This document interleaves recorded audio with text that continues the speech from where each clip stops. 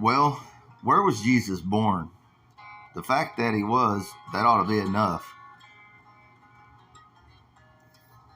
And Jesus was born around the year of 1 CE. He was either born a Judean or a Galilean, because there are two Bethlehems in what is now Israel. One Bethlehem is located about 3 miles south of Jerusalem, while the second is located about 7 miles northwest of Nazareth. Until we know for sure which Bethlehem Jesus was born in, it's hard to say which kingdom he was born into. The idea of taking this trip of over 3 miles south of Jerusalem in the dead of winter with a wife 9 months pregnant makes little, if any, sense. The claim of going to Jerusalem for a census makes no sense either. If they were coming from Nazareth, they should have registered at either Tiberias or Caesarea before getting to Bethlehem, but making a 7-mile trip at that time of the year to visit the father's family before she gives birth, logic would have chosen the shorter trip every time. Well, making such a trip to Jerusalem would have been a recipe for disaster. As far as the birth goes, if Mary didn't miscarry or give birth prematurely on such a trip before going halfway, that would be a miracle also. You might also consider the difficulty of a 9-month pregnant woman trying to mount a donkey each morning for the trip. I tend to think that the trip was to the northern Bethlehem, which had made him a subject of the kingdom of Israel, not the kingdom of Judah. Elohim was the name used for God in what would become Israel.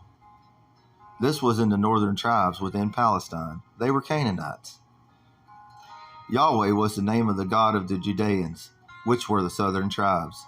Since both religions were based on the belief in a single creator God, the two traditions were knitted into one. This happened when the refugees of the northern kingdom were absorbed into Judea following the destruction of the northern kingdom by the Assyrians. Despite the Judean scribes' best efforts, the seam between the two traditions is still visible in the Hebrew Bible. You see this in detail with the two versions of the story of creation, as well as the two versions of the flood epic. They had different religious centers: Jerusalem for the Judeans and Bet El Sarai for the Israelites. They both profoundly different prophets, had different prophets. The efforts did pay off, though, because most Jews and Israelis, as well as the Gentiles, bought this unquestionably. Unquestionably bought this. Unquestionably. They now think that Judea and Israel were always a single nation, with a single religious and shared ancestry. However, early Hebrew history shows a natural division among the tribes, evidenced in the split into the northern kingdom of Israel and the southern kingdom of Judah after the reign of Solomon. A case has been made that the southern tribes of Benjamin and Judah may have been in captivity in Egypt, but the northern tribes probably emerged from Semitic tribes already dwelling in the northern Israel at the time of the Exodus. As we said, these people gradually merged into a single culture with the religious ideas and traditions were blended. It was the northern tribes who had the El tradition, while the southern tribes had the Yahweh tradition.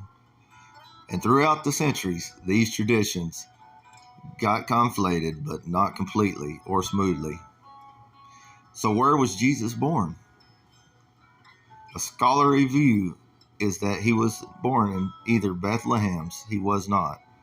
He was most likely born in Nazareth. The stories of him being born in Bethlehem, the one near Jerusalem, and yet keeping Nazareth in the narrative. This is because the Bethlehem story was created due to a prophecy in the book of Micah. It had been interpreted as stated that the Messiah would be born in Bethlehem. So the early Christians created the story of the birth in Bethlehem to explain how a Galilean from Nazareth could have fulfilled the prophecy.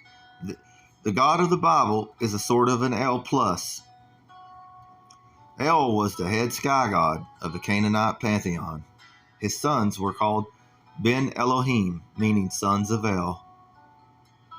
There was only the Canaanite father El, and as in Israel, with his 70 siblings and the Judaic clergy, chose Yahweh.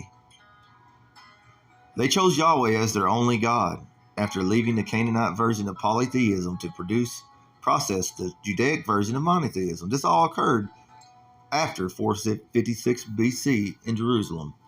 Canaanite El and a 70 Elohim were the Canaanite name deities fashioned after the Sumerian and Babylonian ones.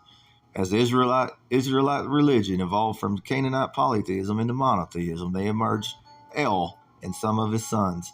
For example, the storm and rain god Baal, the sea god Yam, and the Israelite war god Yahweh put together to become the God Lord Yahweh Elohim.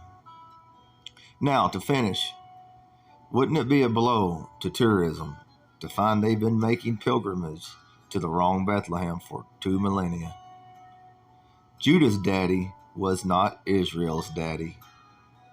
This should point out that the Most High God, Elohim, who is our Redeemer, not Yahweh.